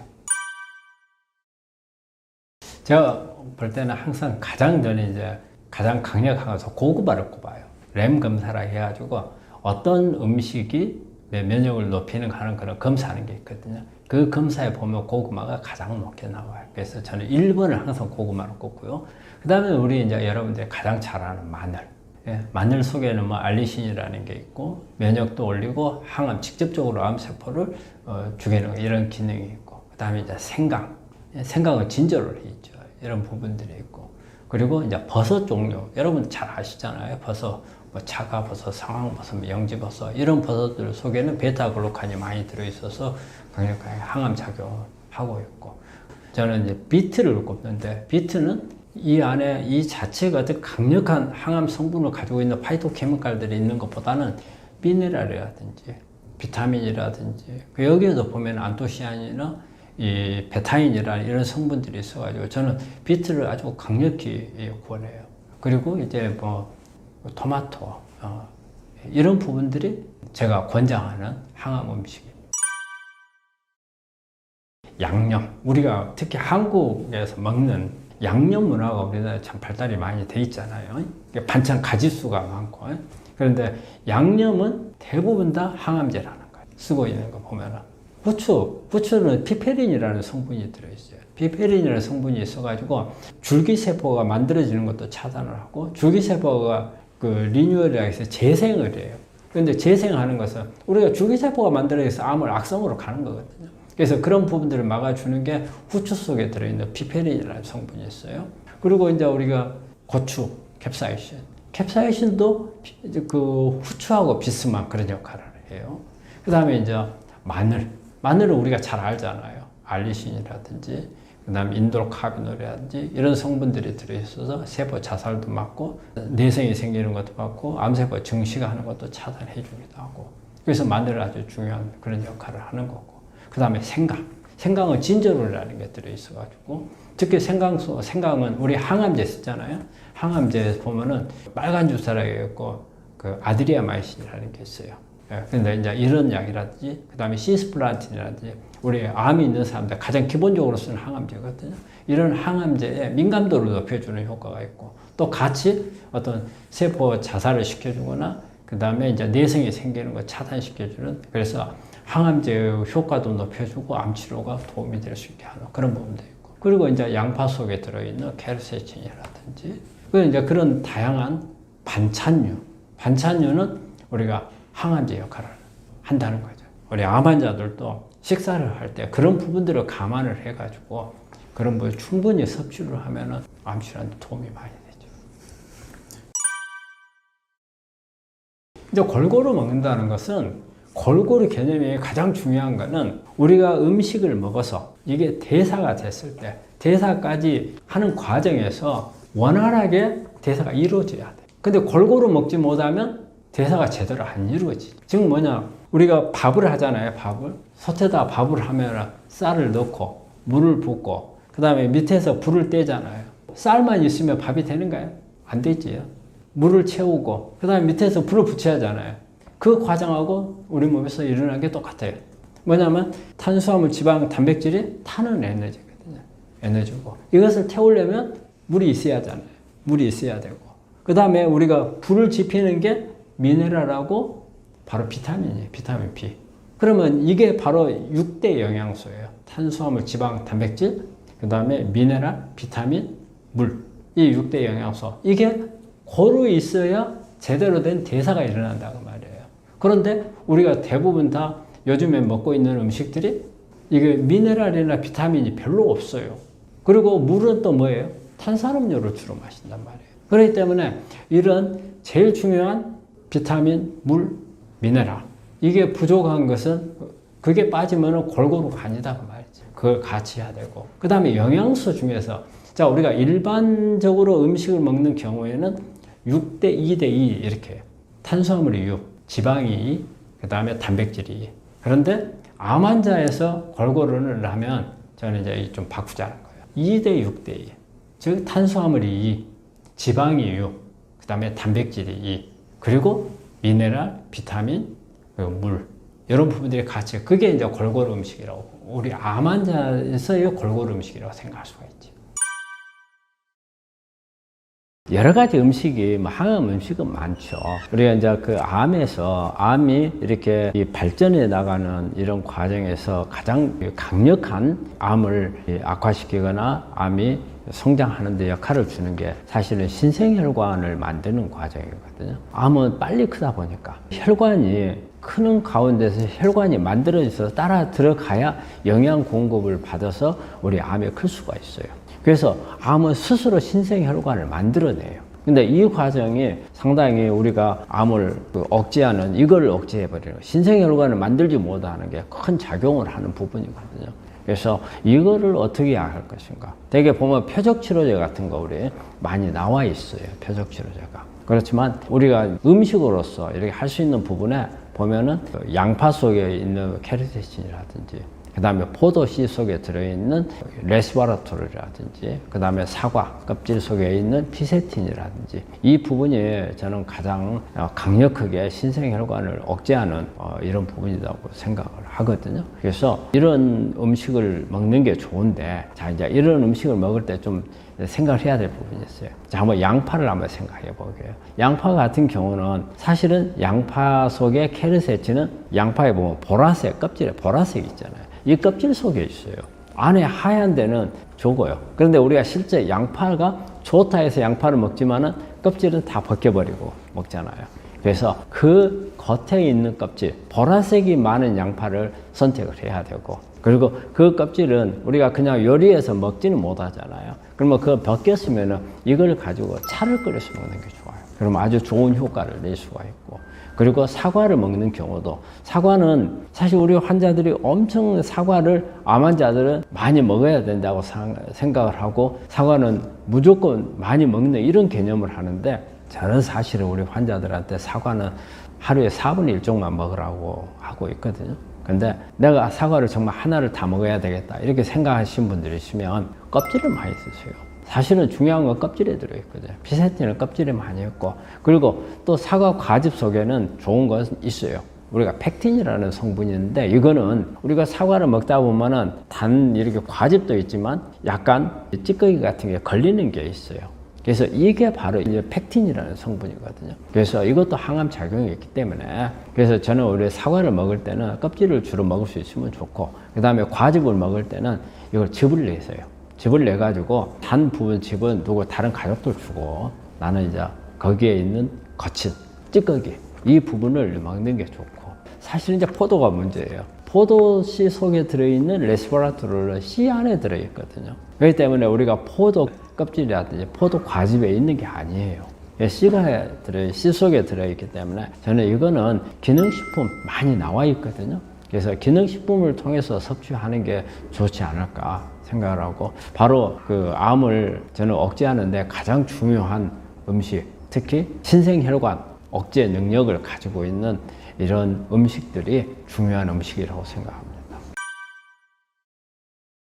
저는 우리 셀레늄에 대해서 셀레늄은 우리가 강력한 항암 작용을 가지고 있는 미네랄이거든요. 그래서 셀레늄을 저는 이걸 어떻게 강조를 하나 이렇게 생각을 하다가 이 생각을 해요. 우리 한방에서의 감초가 중요하잖아요. 그래서 약방의 감초란 말을 하잖아요. 그래서 저는 셀레늄은 암 치료의 감초가 아닌가 생각을 해요. 그래서 셀레늄이 참 중요해요. 그리고 우리 세계적으로 이렇게 암이 많이 발생하는 나라와 발생하지 않는 나라를 이렇게 구분을 해보면 발생하는 나라는 암이 많이 발생하는 나라는 토양에 셀레늄이 없더라는 거예요. 그리고 암이 적은 지역을 보면은 셀레늄이 많더라는 이런 통계 자료들이 나와 있거든요. 그만큼 셀레늄은 암하고 관련이 많다. 그러면 이 셀레늄이 어떤 관련이 있는가? 특히 우리가 셀레늄은 저는 면역하고 관련을 1번으로 봐요.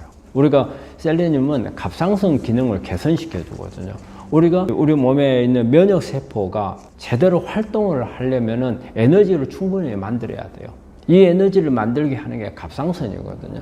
근데 갑상선에 있는 호르몬을 활성형으로 바꿔주는데 셀레늄이 관여를 합니다. 그래서 셀레늄이 많아야 갑상 기능이 올라가고 면역이 올라가게 되는 거고요.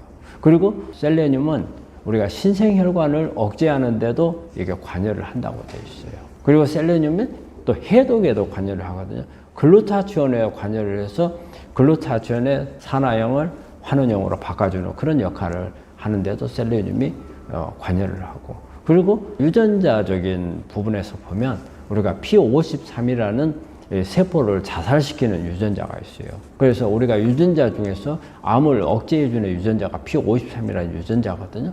근데 우리가 암 환자들은 거의 한 80%에서 이 P53이라는 유전자가 변이종으로 바뀌어서 제 기능을 못하는 걸로 돼 있어요. 이거를 바꿔줄 수 있는 게 바로 셀레늄이라는 거예요. 그래서 셀레늄은 우리 암을 치료하는 데 있어서는 절대 빠져서는 안 되고, 또 어떤 분들은 우리가 혈액에 혈중 농도 셀레늄을 체크해 보니까 정상이더라. 그렇기 때문에 굳이 셀레늄을 쓸 필요가 없지 않느냐. 근데 셀레늄은 우리가 혈중 농도가 정상을 만들기 위해서 쓰는 게 아닙니다. 셀레늄을 양을 많이 넣어주다 보면 우리 암에서 필요한 부분들에서 이게 소모를 하고, 또 항암이나 방사선 수술하면은 우리 몸에서 셀레늄 소모가 많이 일어나요. 그래서 그걸 또 보충하는 개념도 있고, 우리가 정상 수치를 혈중 농도를 높이는데 정상 레벨로 만들기 위한 게 아니고, 고용량을 썼을 때 그 자체가 가지고 있는 항암 작용을 이용하기 위해서 우리가 셀레늄을 섭취를 한다는 것을 생각을 하셔야 돼요. 그래서 검사해가지고 셀레늄이 나는 정상이다, 안 해도 된다, 그건 아니라는 것을 말씀드립니다. 우리 환자분 많이 알죠? 제일 많이 들어있는 게 우리가 쉽게 구할 수 있는 것은 브로콜리. 브로콜리가 많다고 그래요. 근데 이제 여기 함정이 하나 있어요. 우리가 브로콜리는 어느 토양에서 나느냐에 따라서 브로콜리 속에 셀레늄의 함량이 많으냐 적으냐를 결정이 되는 거거든요. 그러니까 토양에 셀레늄이 없는 토양이면은 브로콜리 속에 셀레늄이 없겠죠. 근데 대개 이 셀레늄은 화산석이 많은 데서 셀레늄이 많다고 되어 있어요. 그래서 화산토에서 키운 브로콜리는 셀레늄이 많겠죠. 우리나라 같으면 제주도가 되겠죠. 그리고 견과류 속에도 셀레늄이 제법 있어요. 그리고 이게 이제 브라질나트. 그래서 아마 이 세 개가 가장 셀레늄이 많은 음식이 되겠습니다. 우리가 이제 채식이라고 하는 것은 이게 동물하고 식물하고 이렇게 차이를 하는 거예요. 동물은 적이 오면은 어때요? 자기가 싸워가지고 적을 이기거나 아니면은 못 이길 것 같으면 도망을 가버리잖아요. 그렇기 때문에 자기가 자기 방어할 수 있는 것을 자기가 움직여서 할 수가 있어요. 그래서 자기 몸에다가 어떤 이것을 보완할 수 있는 장치들은 안 만들어요. 근데 식물은 땅에 뿌리를 박고 있어요. 도망을 못 가요. 그러면 적이 이렇게 왔을 때 계속 속수무책으로 당할 수밖에 없잖아요. 그래서 식물도 뭔가가 종족 유지하고 이 수천 년, 수만 년 동안 종족을 유지하고 살 수 있는 것은 자기 자신에다가 방어막을 쳐놓은 거예요. 이 방어막을 어디에 쳐놨겠어요? 다 껍질에다가 쳐놨죠. 이 방어막이 어떻게 보면은 적을 죽이기 위한 독이에요.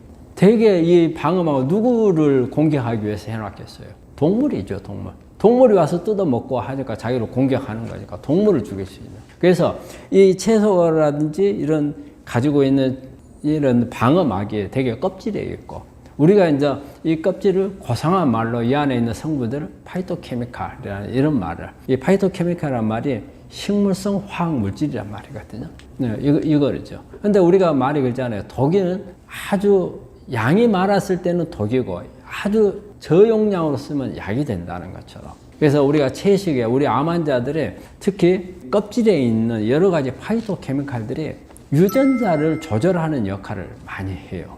그래서 우리가 암이라고 하는 것은 유전자가 변이가 와가지고 변이된 유전자에서 암이 만들어지기 때문에 이 변이된 유전자를 조절할 수 있는 이런 부분들이 대부분을 보면은 이런 식물의 껍질에 있는 파이토케미칼들이에요.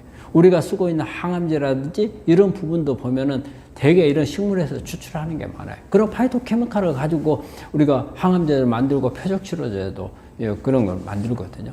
그래서 이렇게 채식은 이거 자체가 껍질에 있는 항암제를 채식이 가지고 있다고 볼 수가 있죠.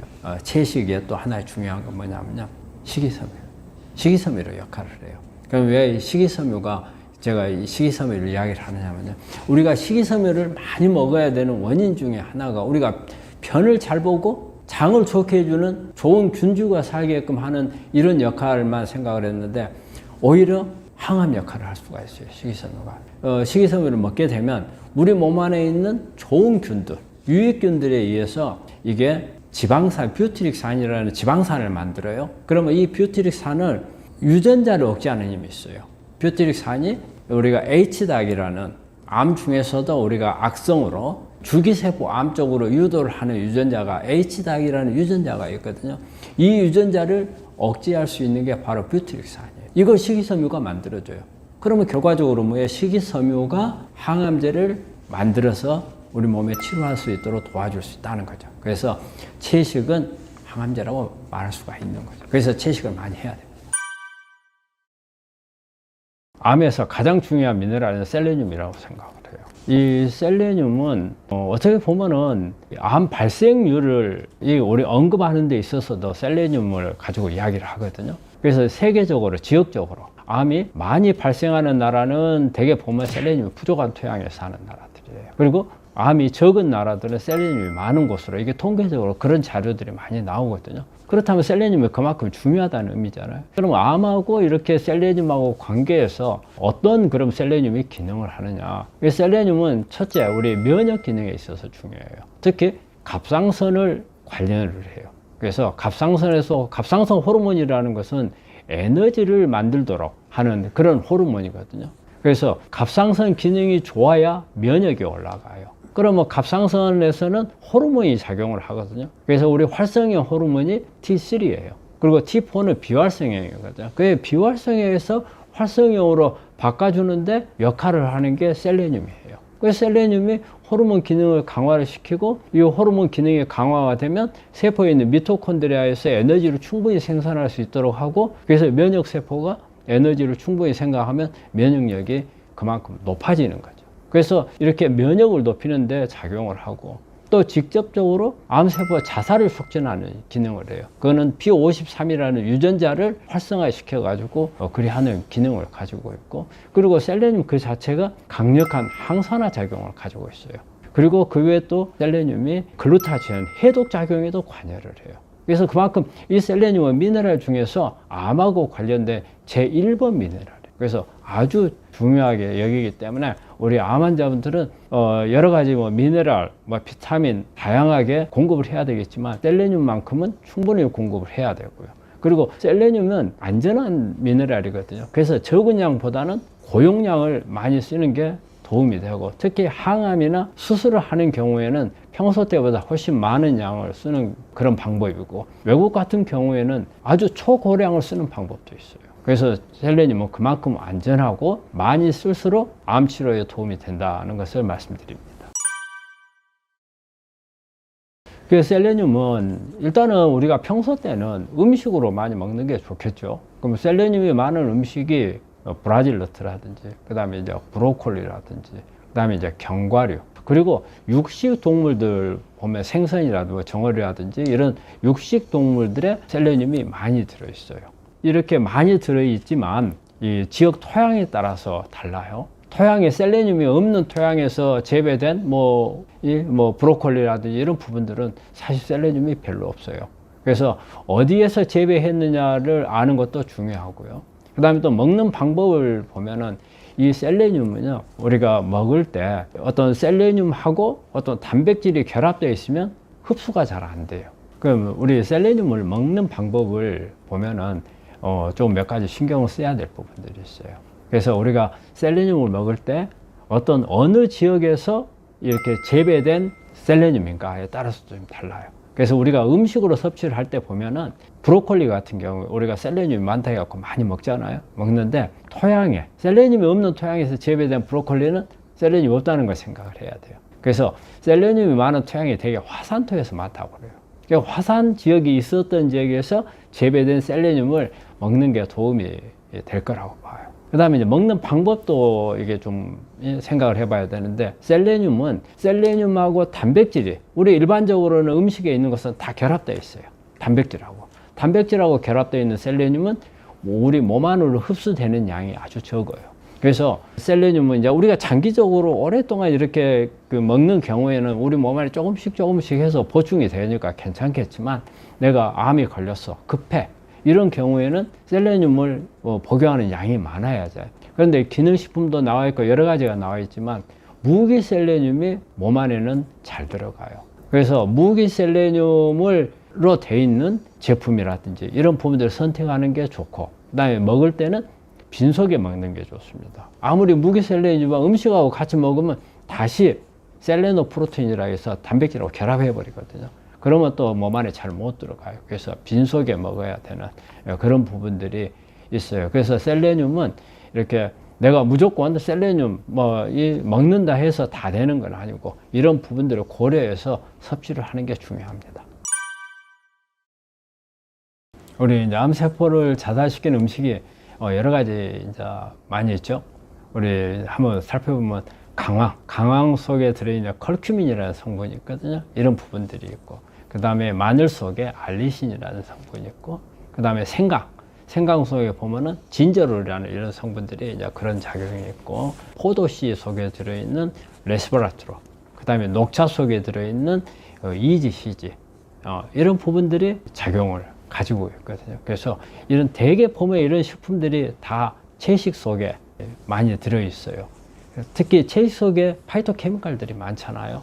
그래서 이런 성분들을 섭취를 많이 하면은 암을 억제할 수 있는데, 근데 지금 제가 말한 것 중에서 보면은 양념류가 많이 있어요. 우리가 반찬 보면은 만들 때 양념 들어가잖아요. 그래서 양념류들이 그런 작용이 많거든요. 우리 환자분들은 식사를 할 때 이런 양념류를 잘 드시는 것도 이렇게 암을 치료하는 하나 방법입니다. 아연이 여러 가지 역할을 하죠. 그래서 보면은 애들 성장하는 데도 영향을 주고, 또 요즘에는 대학이나 이런 데서도 수술하기 전에 아연을 갖다가 투여를 해주면은 그만큼 감염이 잘 안 된다고 그래요. 그래서 아연을 많이 쓰는데, 그럼 아연은 어떤 역할을 하느냐? 사실 아연은 우리 면역세포 있잖아요. 세포 안에 면역세포가 가서 암세포나 세균들을 가서 그냥 잡아먹어서 죽이는 그게 아니거든요. 우리 면역세포가 암세포하고 이렇게 접촉을 하면 이게 면역세포 안에 있는 효소들을 이 암세포 안에 집어넣는 거예요. 그래서 암세포를 죽이는 거거든요. 그러면 이게 어떤 거냐면 그 효소들이에요. 그래서 면역세포가 가지고 있는 효소, 즉 우리가 무기를 따진다면 총이 면역세포고, 안에 있는 총알이 있잖아요. 총알이 그런 역할을 하는데, 이 총알이 그냥 면역세포 안에 있을 때는 비활성형이에요. 기능을 못해요. 그런데 아연이 촉매로 들어가면은 활성형이 돼요. 이제 무기가 되는 거예요. 총알이 되는 거예요. 그런데 그러기 전까지는 총알 역할을 못해요. 그래서 아연이 그 면역세포의 효소는 거의 관여를 해요. 그래서 아연이 관여하는 효소가 한 300가지 된다고 그래요. 그래서 아연은 이제 그런 면역세포의 어떤 활성화시키는 그런 기능도 있고, 또 하나는 우리가 DNA랑 RNA 있잖아요. RNA에 아연이 들어가서 하는 역할들이 많아요. 그래서 DNA, RNA를 생성하는 데도 역할을 하고, 그리고 또 변이되는 유전자를 조절하는 이런 기능도 하기 때문에 아연은 아주 중요한 그런 역할을 하고요. 그리고 또 하나는 우리가 아연은 우리 항암을 하거나 하면 미각이 상실되는 경우가 많거든요. 그래서 아연은 그 미각을 다시 회복시켜주는 그런 기능도 하거든요. 그래서 여러 가지 암 치료하는 데도 중요하고 환자 관리하는 데도 있어서 아연은 중요한 미네랄이라고 생각합니다. 아연은 또 뭐냐면 단독으로 몸 안에 잘 못 들어가요. 그래서 아연을 먹을 때는 음식하고 같이 먹는 게 중요해요. 그리고 아연이 그러면 많이 들어있는 이런 음식은 제일 많은 게 우리가 이제 굴, 견과류에도 많이 들어있어요. 견과류. 그리고 또 육류에 많이 들어있어요. 그러니까 육류 중에서는 그래서 가능하면 생선류로 먹으면 아연을 보충할 수가 있거든요. 근데 또 큰 생선을 먹게 되면 여러 가지 다른 중금속들이 우리 몸 안에 들어올 수 있기 때문에 사이즈가 조금 가. 3cm 이하, 뭐 꽁치, 뭐 고등어, 조기, 뭐 이런 부분들을 하면은 아연 섭취가 많이 될 수가 있죠. 우리 식이요법은 특히 이제 암 환자분들이 암이 걸리기 전에 식이요법에 생각하는 부분하고 암을 걸리고 난 후에 식이요법에 대한 개념이 다르다고 봐요. 암을 걸리기 전에는 맛있는 식도락 개념으로만 많이 했잖아요. 그러다 보니까 어떤 건강적인 면에서 생각을 많이 안 했죠. 맛있는 거 먹는 이런 개념이고 즐거움 이런 부분, 건강을 생각하는 것보다는 내 입이 즐거운 부분을 많이 생각을 했어요. 그런데 이제 암이 걸리고 나면 이건 중요한 게 아니에요. 어떻게 해서 이 음식이 내한테 이제 치료에 도움을 줄 수 있는가? 그래서 암을 어떻게 해서 억제해 줄 수 있는가? 면역을 어떻게 높여줄 수가 있겠는가? 또 이 음식이 장에 들어가서 우리 장이 또 면역하고 관련이 많고 암하고 관련이 많거든요. 그러면 이런 부분들을 어떻게 우리 장을 좋게 해주는 음식을 먹는가? 항상 이제 머릿속에서 달라진 거죠. 그런데 우리 환자분들이 이런 생각은 해요. 하지만 문제점이 있는 게 뭐냐면 우리 머릿속에서 암을 치료하는 음식이라고 생각하는 거하고 우리가 실제 입에서 갖고 있는 유혹하고와 다르단 말이에요. 머릿속에서는 막 야채도 많이 먹고 뭐 쓰지만은 내 몸이 좋다면 먹어야 되고 이런 생각을 다 하는데 입은 쓴 거 싫어요. 그 다음에 맛이 없으면 또 싫어요. 아무리 효과가 있어도. 그래서 그런 차이점이 있는데 음식이라고 하는 것은 그렇게 내가 우리 암에 걸리기 전과 후가 다르고 암에 걸리고 난 하루의 음식은요. 이거는 음식이 약이 돼야 되는 겁니다. 음식이 돼서는 안 돼요. 약이 되어야 돼요. 그리고 하루에 우리가 3번 어떻게 보면은 가장 어떤 약보다도 쉬지 않고 먹어야 되는 부분이기 때문에 어떻게 해서든지 이 3번이 단순한 음식이 아닌 약이 되게끔 만드는 게 중요하다고 생각을 하거든요. 그래서 음식은 암을 치료하는데 우리가 공부를 하는 거하고 비교를 하자면 국영수가 우리 사실은 모든 공부에서 기초가 되듯이 우리 음식이 기초가 되어야 된다고 생각합니다. 우리 이제 암 환자들이 이제 권장되는 식품은 이렇게 종류별로 이렇게 보자면 탄수화물, 지방, 단백질들이 있겠죠. 근데 탄수화물, 지방, 단백질들은 어떻게 보면 다 타는 영양소가 되죠. 그래서 우리가 어떤 것을 잘 먹어야 되느냐 이렇게 봤을 때는 이게 되게 탄수화물, 지방, 단백질을 어떻게 먹어야 되냐 이 생각만 주로 우리 환자들이 많이 해요. 근데 이거는 중요한 게 없어요. 단지 이제 비율을 어떻게 먹는가 이거는 중요하죠. 그래서 되게 우리 환자들이 단백질을 많이 먹어야 된다고 생각을 하잖아요. 그래서 단백질 같은 경우는 절대 많이 먹는 게 도움이 안 되고 전체 먹는 것 한 20% 정도만 좋고 그리고 평소 때 우리가 먹는 음식에서는 탄수화물이 6, 그 다음에 단백질이 2고 지방이 2 이런데 이런 부분들 비율을 바꿔서 오히려 지방이 6이 되고 탄수화물이 2로 바꾸는 이런 부분들이 중요하고 그래서 이 비율이 중요하지 이것을 많이 먹느냐 적게 먹느냐 어떻게 먹느냐 이건 별로 중요한 게 아니야. 그런데 여기서 이제 중요한 것은 이런 타는 영양소를 어떻게 태울 것인가가 중요해요. 우리가 여기서 이제 문제가 생겨요. 비타민이나 미네랄, 물 이런 부분들은 우리가 밥을 짓고 있는데 솥안에 있는 쌀이 있잖아요. 쌀이 탄수화물, 지방, 단백질이고 그 다음에 이제 불쏘시개, 그 다음에 불꽃 이런 부분들이 어때요? 비타민이라고 미네랄. 그 솥안에 쌀에다가 밥을 하기 위해서 물을 붓잖아요. 그래서 물이나 이렇게 비타민이나 그 다음에 미네랄 이 부분이 사실은 더 중요해요. 이게 잘 못 됐을 경우에는 우리 타는 영양소, 탄수화물, 지방, 단백질에서 산화물이 몽땅 만들어져요. 이 산화물들이 유전자 변이도 시키고 그 다음에 세포 손상도 주고 미토콘드리아 손상도 주고 핵도 손상 줘가지고 암으로 또 유도를 하고 그래서 음식들 경우에는 이제 우리가 영양소로 따졌을 때는 우리가 소홀하기 쉬운 비타민이나 미네랄, 물을 좀 더 중시하고 이것을 강조를 해야 되는 거고 특히 비타민 같은 경우는 비타민 B계통 그 다음에 미네랄 같은 경우는 칼륨이나 그리고 또 하나는 히토류 사실은 히토류라는 것은 우리가 배터리라든지 이런 데만 히토류를 생각을 하잖아요.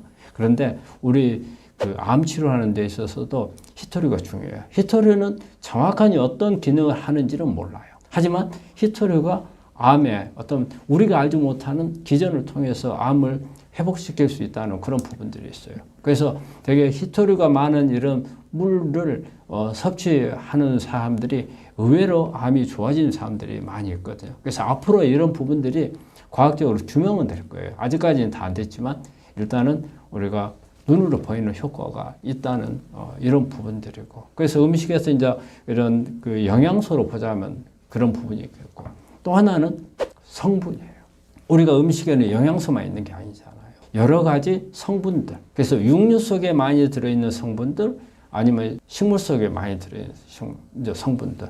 육류 속에 많이 들어있는 성분들은 가능한 한 배제해야 될 성분들이 많아요. 우리가 요즘에 육류를 먹다 보면 되게 사육이나 양식을 많이 하잖아요. 그러다 보니까 어떤 중금속이라든지 또 성장 호르몬이라든지 철분제라든지 또 항생제, 성장 촉진제 이런 부분들이 많이 있기 때문에 이런 부분들이 없는 이런 부분들을 제거해야 되는 게 많고, 또 채식에 있어서는 우리가 파이토케미칼이라는 게 이제 우리 채식 속에 들어있는 화학 물질들을 말하거든요. 사실 이 화학 물질은 아주 중요해요. 되게 우리 암이라고 하는 게 유전자 변이에 의해서 암이 만들어지거든요. 이 유전자 변이를 우리가 조절할 수 있어야, 이 유전자는 변이는 뭐냐면 우리가 암을 성장하도록 계속 신호를 주는 거예요. 예를 들어 가지고 내가 하나의 세포 손상을 받았어. 그러면 하나만 보충해 주면 되는데 10개를 보충해 주면 9개가 남잖아요. 그럼 9개만큼 커버려. 이게 암이에요. 그래서 이런 부분들의 신호를 주는 게 바로 유전자예요. 유전자가 고장이 나요. 그러면은 오작동을 하는 거예요. 그래서 막 쓸데없는 신호를 막 주는 거예요. 그럼 이거 차단해야 하잖아요. 그래서 이 차단하는 물질이 우리가 약으로 쓰는 경우는 표적치료제지만 그렇지 않고 우리가 어떤 식물에 있는 성분들이 파이토케미칼의 성분이 이 부분들을 억제를 하거나 또 필요한 부분을 활성화를 시켜주거나 그런 기능을 하거든요. 그래서 이런 파이토케미칼들이 많이 들어있는 음식이 어떤 건가, 이런 걸 찾아야 돼요. 그래서 그런 이제 성분이 중요한 게 있고요.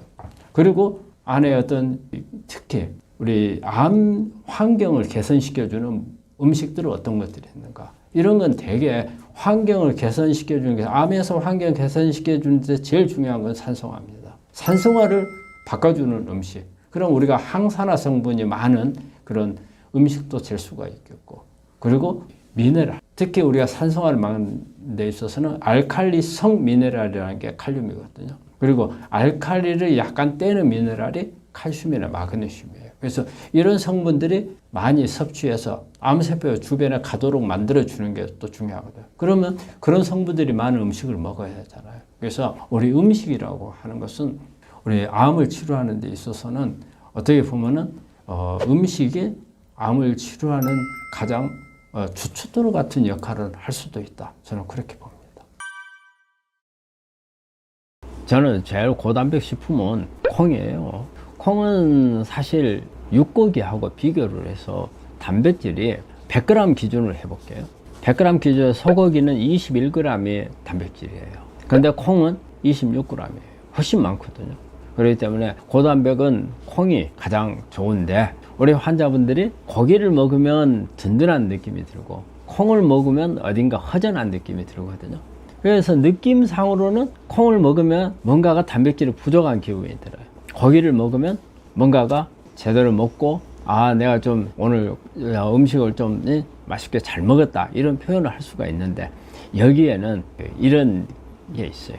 우리 식물 속에 들어있는 아미노산에 동물에만 있는 아미노산은 없거든요. 동물성 아미노산이 없어요. 사실 이 동물성 아미노산이 여기에는 여러 가지 호르몬들을 만드는 그런 효과를 가지고 있는 것들이 있거든요. 그래서 동물을 먹으면 이런 아미노산이 들어오기 때문에 여기에서 세로토닌이라든지 어떤 도파민이라든지 여러 가지 우리가 즐거워할 수 있는 이런 아미노산이 공급이 되니까 이런 호르몬들을 많이 만든단 말이에요. 그러니까 이 호르몬을 느끼는 기분이 있어요.